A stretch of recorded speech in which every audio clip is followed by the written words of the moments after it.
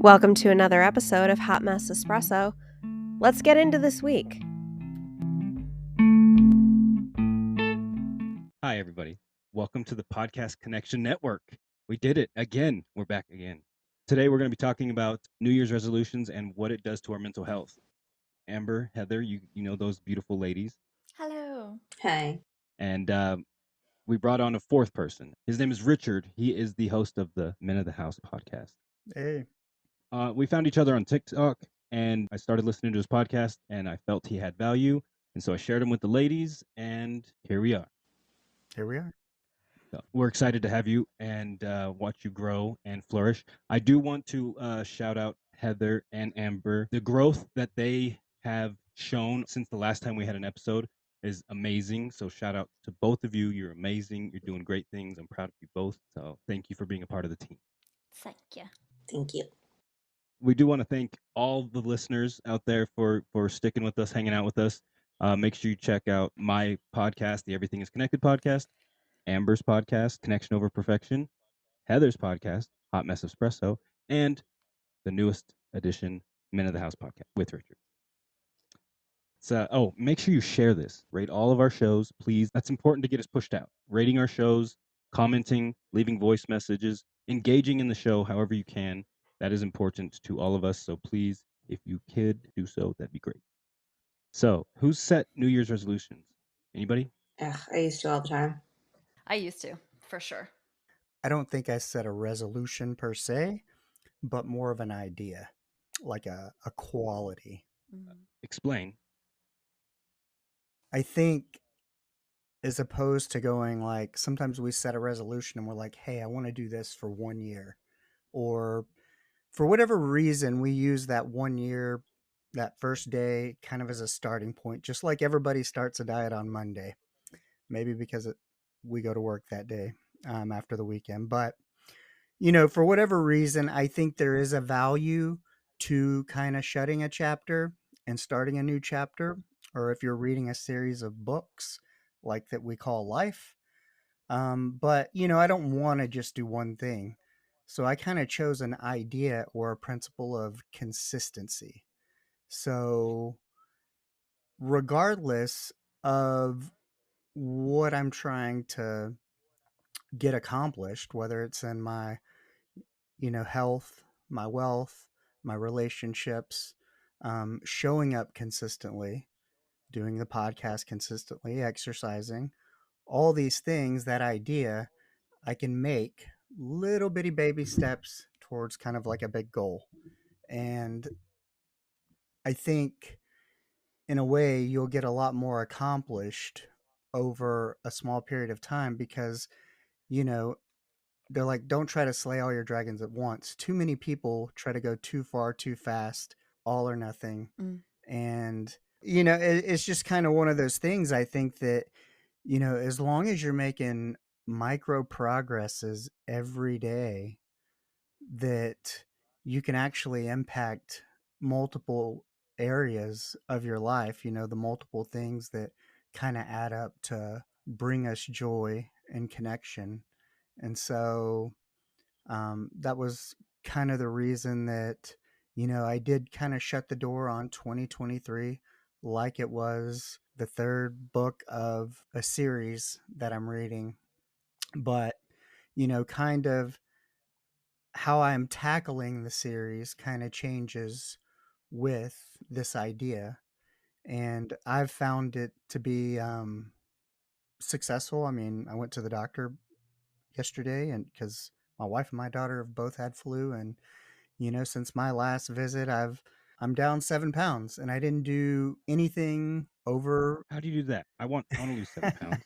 Same. I think it's consistency. Just trying not to go too overboard one way.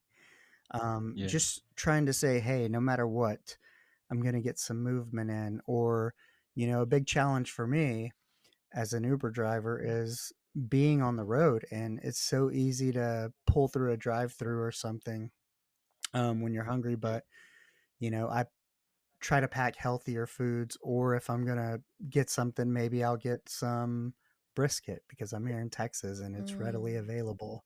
But it's real. Have you ever completed what you set out to do at the beginning of the year? Because I don't know a single person that has set a resolution and then at the end of the year they're like, "Yeah, I did it. I finished it."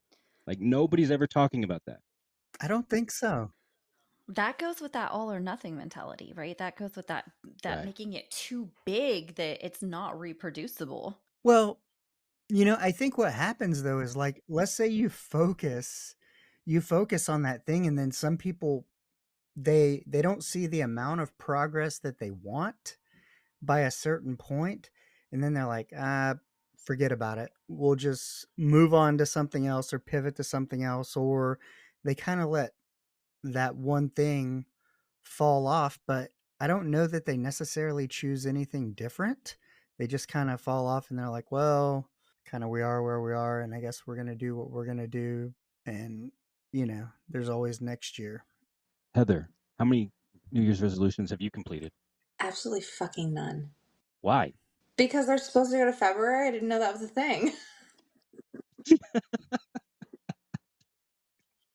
So I know like every year I was always like, I'm going to eat healthier. And even this year, I'm doing the intermittent fasting, but I didn't call, I'm not, I don't call it a New Year's resolution because I feel like saying that just makes me feel like there's an expectation and something that I am going to fail at, right?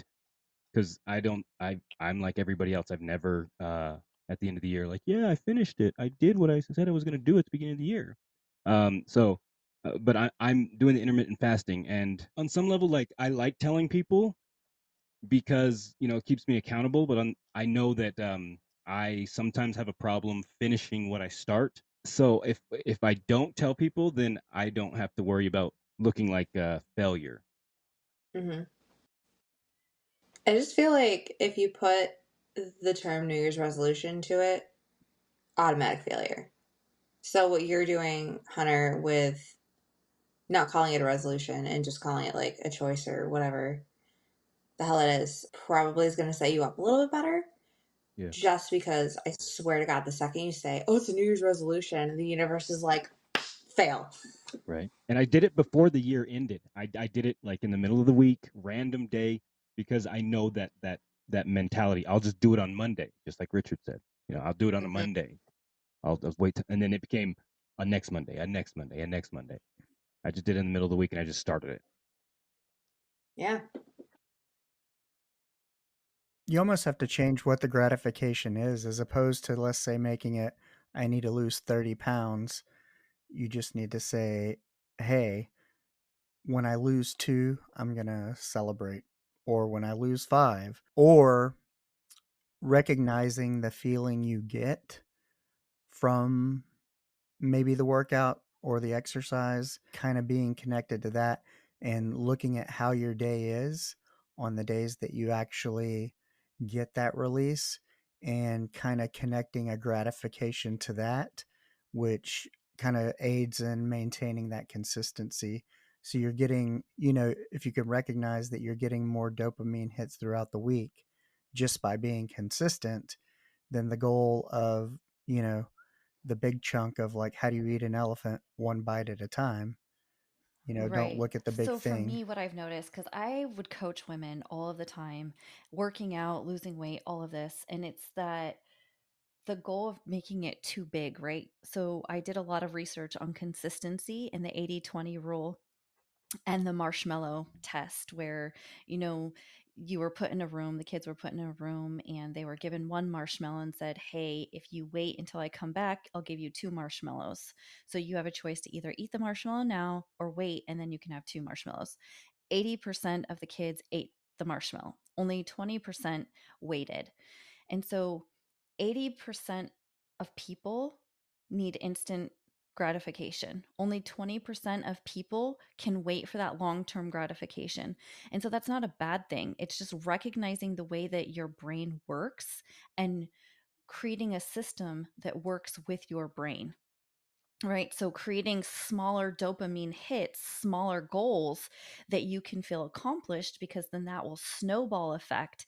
And when you get a win, then you will get that dopamine hit and then you will continue to keep going. Even, instead of, hey, my goal is to lose 30 pounds. It's my goal is to show up for myself and move my body for 5 minutes a day for 5 days.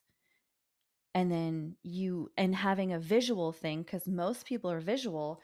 And so having a calendar where you actually get to check it off and you get to see those chains, that consistency, that visual, right? And then you can be like, oh, I did that for 5 days. I can do another 5 days, right? And so even just changing the perspective on what the goal is, because you will get the side effect will be that you lose weight. But when that's the goal and the focus, it's too far in the future and you won't be able to achieve it, and it'll just be too far out of your reach. Well, and can we kind of point out that the first thing we thought of when we thought of New Year's resolutions was diet and exercise? Why is that everybody's New Year's resolution? I was just thinking that. I was like, Like everybody's like, New Year, Right. new me. No.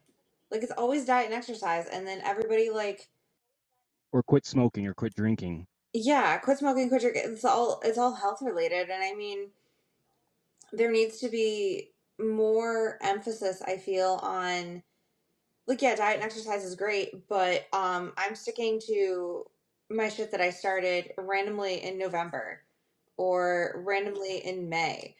But like I guess not resolution, but I was like in 2024, I'm not going to miss the shows. I'm not going to miss shows. Like metal shows are my thing. That is how I decompress. I don't have a voice and I'm dead to the earth right now because I went to Fit for a King last night and my entire body is sore and I don't have a voice and I still can't really hear. But it was fucking worth it because I don't have the like crippling anxiety seizing in my chest that I had 4 hours before the show.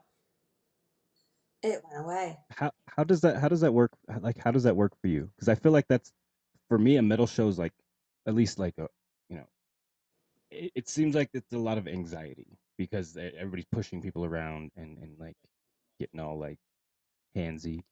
Do you get to get aggression out? Yeah, kind of. You just get to rage. You get to literally rage with everybody. Scream. It's like scream Well, and therapy. not only that, but like honestly, yeah, watching people push people around is like it can be anxiety inducing because you're like, I'm gonna watch somebody's kneecap come out. I don't know. But at Why you this gotta go for my knees? but like at the same time, it honestly gives me so much serotonin because especially I don't know where it is like in other like metal scenes, but I know in the Buffalo, New York, because that's like where I go to shows a lot. The Buffalo, New York metal scene, everybody is so like intertwined where if somebody falls, they are getting right back up. There are people looking out for each other. There was a girl in there that is smaller than me, and I'm like 5 foot tall. She's scrapping her. She's like 98 pounds. I swear to God, maybe 100. She's like whipping around in that pit, and all the guys that are like 3 times her size are watching out for guys coming through their elbows, and they're immediately stopping them, being like, "There's a girl in the pit. Like, watch yourself." Some guy got kicked out of the pit because he was too like aggressive, and everybody got security, and they're like, "No, he's done. He's out. Like, you don't get to be that aggressive." So it's really nice to see everybody being so like I guess violent, but everybody's looking out for each other. And it kind of gives me a little bit of like a dose of serotonin that there's still some fucking humanity left Mm, in yeah, a bunch of yeah. grungy, sweaty, just gross ass Does metalheads. it smell like an arm? Does it smell like an armpit? Oh my God, it smells so fucking bad by the end of the night because it's just beer and sweat. Oh my God, it's so bad. But it's just such a dose of serotonin because everybody's looking out for each other. And it's just like you don't really see that anywhere else a lot of the time. So when you're going, yeah, you get to rage out. You get to scream along to songs that got you through your darkest points in life. And you get to see some of the best in people. Yeah. That's why when everybody's like, metalheads are scary. I'm like, I trust myself like next to a pit at a metal show before I'll trust like some stranger on the street. Sorry. Before I go to church and trust somebody. Right. Yeah, bold of you to assume I trust anybody, but I like how you brought up the fact that it's always physical health, like, or your yeah. diet, or smoking or drinking. Nobody ever talk. I mean, it's rare that people talk about mental health anyway, but like setting up goals. I don't like resolutions, but goals, Yeah. or a I don't know. I like gamifying things. So like making a game out of things, Hmm. and doing the checklist You because don't like a challenge at all. I I'm competitive. Let's play a game. I don't know if you got. Okay, I'm gonna come out in the open and say I'm competitive, everybody. Oh, are you? Really? Secrets out. Secrets out. Really? Yeah. My God. Thank you for sharing that. Hey everyone, Hunter from the Everything is Connected podcast here. Heather from Hot Mess Espresso. And Amber from Connection Over Perfection. You know, in this world of endless chatter, finding genuine conversations can be a challenge. That being said, we introduce Podcast Connection Network, a space where we lay it all out, unfiltered. Dive in with us. It's about authentic connections and conversations that truly matter. To learn more about the network and each of our podcasts, click the link in the description below. The Podcast Connection Network. Never going to give you up, never going to let you down.